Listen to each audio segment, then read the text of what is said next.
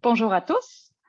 C'est au nom de mes collègues Nina Kolowicz de la PH Freiburg et de Suzy Beaulieu de l'Université Laval à Québec que je vous souhaite la bienvenue à notre présentation qui s'intitule Se dévoiler dans un échange virtuel des futurs enseignants de français L2 allemand et québécois explorent la francophonie plurielle.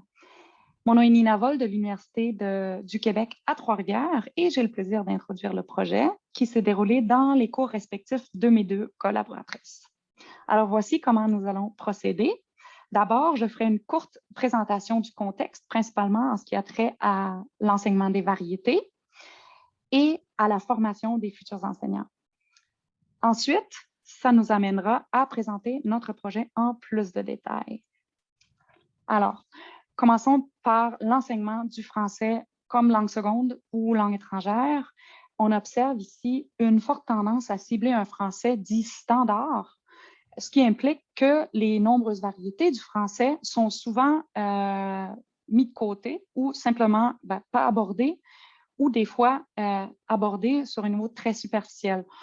On a mis ici un petit exemple d'une fiche pédagogique qui est tirée de ISL Collective où on voit la négation qui se forme avec la particule ne, tandis qu'on sait que ce ne est en effet souvent omis. Et ce, non seulement à l'oral, comme vont le suggérer certains manuels, si le manuel décide d'aborder cet élément-là. Maintenant, nous, on parle de variation ici. Juste un petit détail, la variation peut être déterminée par des niveaux de formalité ou de proximité, comme dans le cas de la chute du nœud, par exemple, mais la façon de s'exprimer peut aussi varier selon un lieu géographique ou l'appartenance à un groupe social ou culturel. Et c'est cette variation-là qui est souvent pas prise en compte donc, dans l'enseignement du français et ça peut mener en fait à des problèmes de compréhension chez les apprenants et de production également lorsqu'ils ils se retrouvent dans la vie réelle où ils utilisent la langue. Aussi, plusieurs rapportent qu'ils ont des difficultés à projeter leur identité. Donc, on voit ici que c'est un problème de ne pas aborder les variétés en classe de langue. Maintenant, si on pense à la formation des enseignants, plusieurs éléments doivent être pris en compte. Notamment, on sait déjà depuis plusieurs années, des décennies même, que les enseignants en début de carrière vont avoir tendance à reproduire les pratiques auxquelles ils ont eux-mêmes été exposés quand ils étaient apprenants. C'est un phénomène qui est connu sous le terme Apprenticeship of Observation, qui nous rappelle en fait le rôle crucial que nous, on joue comme éducateurs dans la formation des maîtres. Et on doit donc questionner les vieilles façons de faire pour notamment créer des nouveaux modèles qui répondent mieux aux besoins réels d'une société en constant changement, en mouvement aussi. En plus, la mission éducative qui est mise de l'avant par les programmes de formation, tant en Allemagne qu'au Québec, va dans ce sens. C'est donc encourageant. Donc, par exemple, le CECRL, avec la notion de compétences interculturelles, reflète cette mission et aussi le programme de formation de l'École québécoise. On voit également, principalement dernièrement, une forte adhésion au virage numérique et l'enseignement à distance, comme on a vu dernièrement. Donc, on n'a pas vraiment de raison de ne pas sauter sur ce train-là pour diversifier l'offre en vue de mieux répondre aux besoins réels des apprenants d'une langue seconde et dans la formation des enseignants.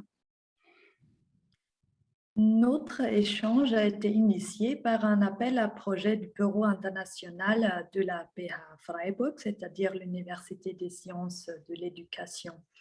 Après quelques échanges, en même temps plaisants et fructueux entre nous trois, nous avons décidé de travailler ensemble dans le cadre de 2 de nos cours. Nina Vol a assumé un rôle plutôt consultatif et s'est également impliquée dans notre séance synchrone sur Teams. Grâce à la mise en place de cette coopération en pleine période de pandémie, les étudiants pourraient donc bénéficier d'un échange virtuel linguistique et en même temps d'un partage de connaissances, vivre une expérience interculturelle québécoise-allemande entièrement en langue française et développer des connaissances de contenu pédagogique pour leur futur travail en tant que professeur de français. Passons maintenant à la présentation concrète de notre projet. Nos objectifs étaient tout d'abord la planification d'une leçon pour initier des élèves allemands au français québécois. Cette leçon devait être engageante pour les élèves du secondaire en Allemagne, être adaptée au niveau langagier des élèves et, en fin de compte, proposer une vision objective et non réductrice du français parlé en contexte de communication formelle et informelle au Québec. Les étudiants participants au projet étaient 7 étudiantes allemandes et 26 étudiants québécois. Les deux cohortes font une licence baccalauréat en deuxième année de leur cheminement en enseignement du français comme langue étrangère, respectivement français langue seconde. Voici les cours dans lesquels l'échange virtuel s'est inscrit. À Fribourg, il s'agissait du cours intitulé « Les aspects socioculturels pragmatiques et interculturels du français ». Et voilà, voici les objectifs. Vous pouvez les lire vous-même. Et au Québec, le cours en question était problème de grammaire et enseignement du français L2.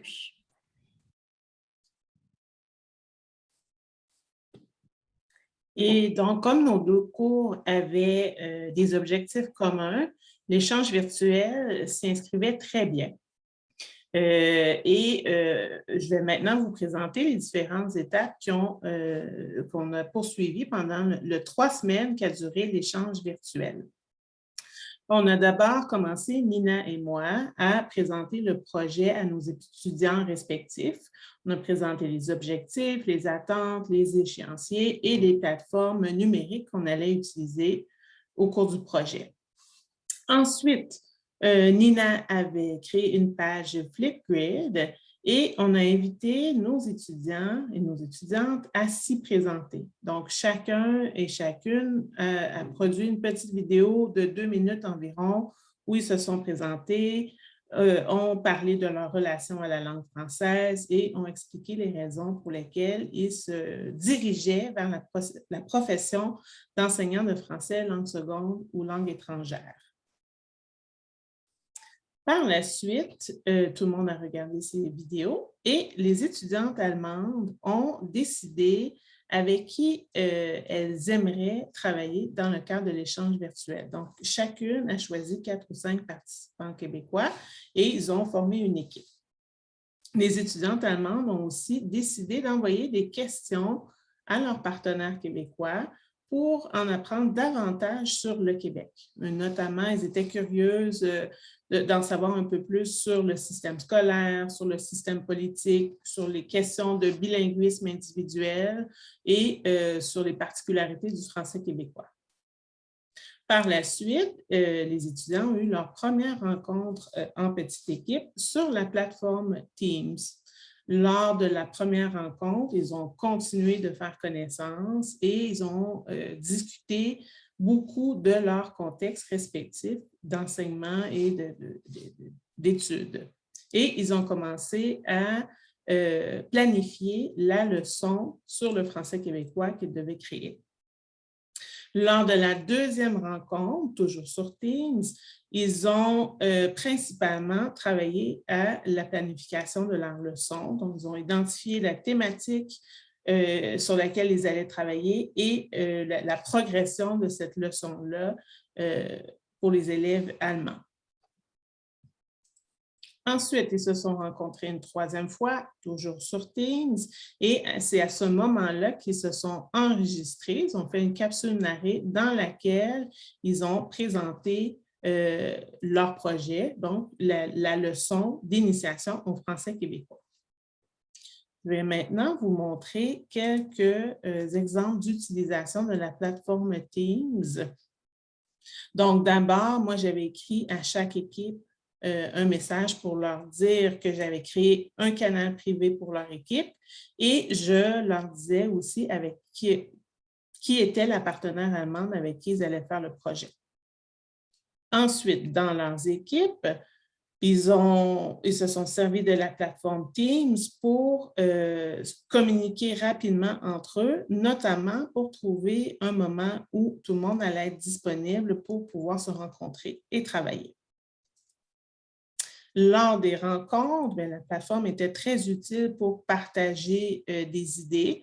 Notamment ici, on voit la négociation qu'il y a eu autour de la thématique qu'allait prendre la leçon. Donc, est-ce on allait parler des particularités du français québécois? Est-ce qu'on allait parler du contexte géopolitique ou plutôt de l'origine du français québécois? La plateforme a aussi été utile pour lorsqu'il y avait des problèmes de compréhension entre les étudiantes allemandes et les étudiantes québécoises. Par exemple, les étudiants québécois utilisaient des expressions typiques au français québécois qui n'étaient pas toujours comprises par l'étudiante allemande et on a pu rapidement clarifier le problème de compréhension. Et finalement, on voit que la plateforme Teams a été utilisée aussi pour créer des amitiés qui allaient perdurer au-delà de l'échange.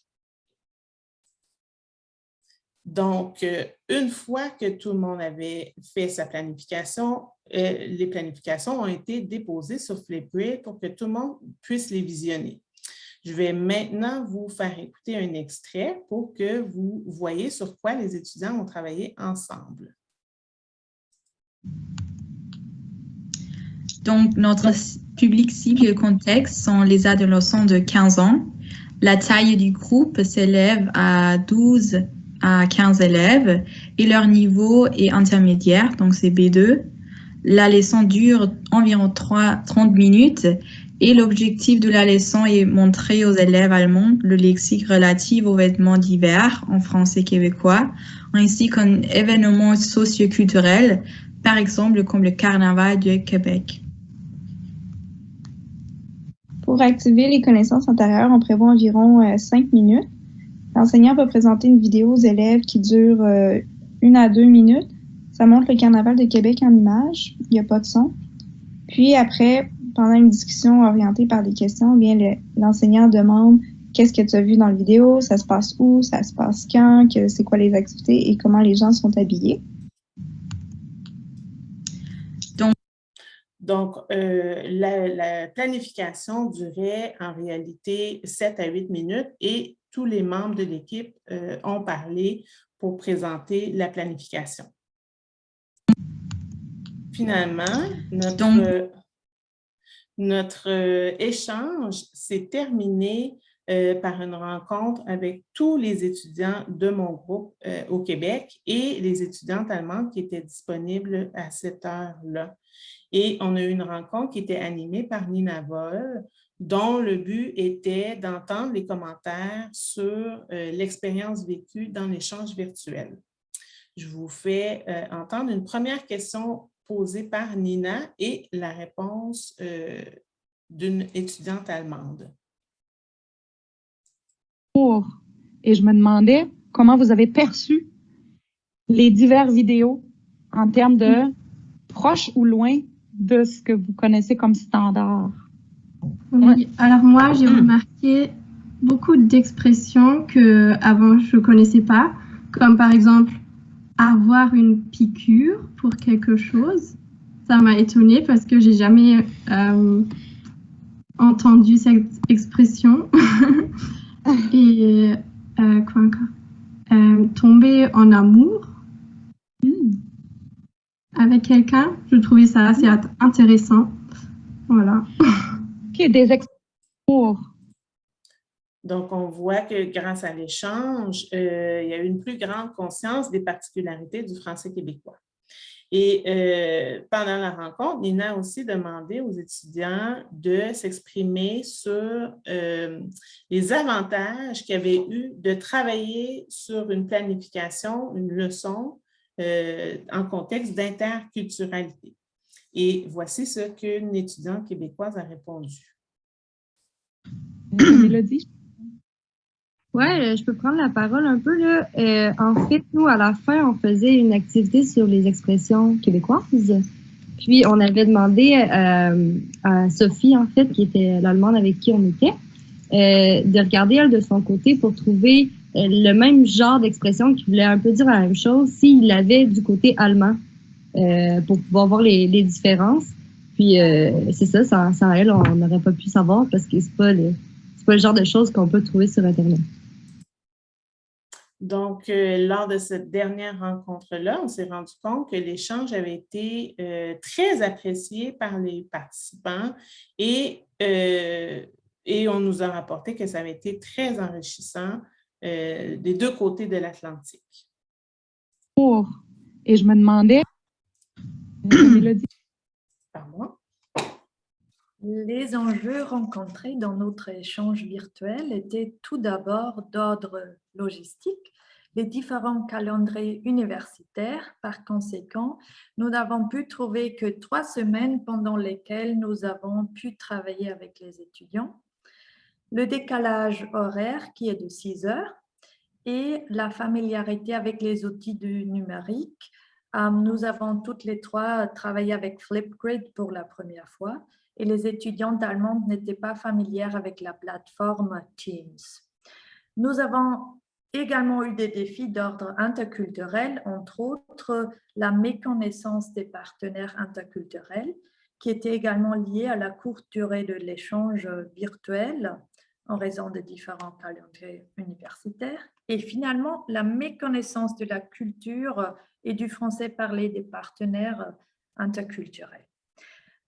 Quelles solutions avons-nous donc trouvé face aux enjeux rencontrés pour l'échange virtuel présenté ici? La formation initiale par Uni-Collaboration avec l'élaboration d'un plan de projet nous avons aidé dans la mise en œuvre de notre projet.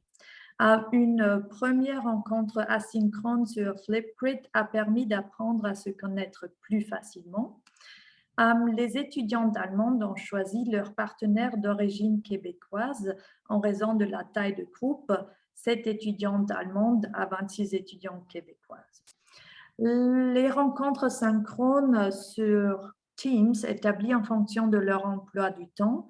Nous avons préétabli les sujets, mais les étudiants étaient quand même flexibles dans la réalisation de leurs vidéos, de leurs capsules narrées. Le projet était en lien avec leur identité professionnelle et le projet ne pouvait être résolu qu'avec l'expertise partagée. Cela veut dire que les étudiantes allemandes étaient des experts sur le contexte d'enseignement et le public cible en Allemagne. Les étudiants québécois étaient l'expert sur le français québécois et tout participant et toute participante aussi avait une expertise sur l'enseignement et l'apprentissage des langues. Il s'agissait donc d'un projet motivant, contribuant à leurs compétences professionnelles dans un cadre à la fois sécurisant mais également non contraignant. En ce qui concerne les retombées, les analyses préliminaires suggèrent que l'expérience a été enrichissante tant au niveau professionnel que personnel. Et l'échange virtuel a permis aux étudiants non seulement de prendre une posture professionnelle à l'égard de l'enseignement des variétés de français, mais aussi de se mettre à la place d'un apprenant, d'une apprenante et de se projeter dans l'avenir comme futur enseignant de français. L'authenticité et l'objet de l'échange ont également favorisé l'ouverture vers une francophonie plurielle et vers l'autre. Et les étudiants se sont sentis valorisés et respectés dans l'échange. Pour conclure, voici quelques témoignages des étudiantes allemandes. Je vous cite le premier témoignage. Ma vision de la langue française s'est élargie. J'apprécie maintenant beaucoup plus les variétés et je les intégrerai dans mon futur enseignement. Je me souviendrai aussi longtemps de l'échange avec les Canadiens et Canadiennes. Et deuxième témoignage, j'ai découvert comment travailler ensemble dans un groupe dépassant toute frontière, même en temps de pandémie. C'est une méthode que j'utiliserai certainement dans mes cours avec mes futurs élèves. De plus, j'ai beaucoup appris sur le Québec. Cet échange m'a aussi permis de parler le français dans un contexte authentique. Cela m'a beaucoup plu et m'a aidé à améliorer mes compétences en français.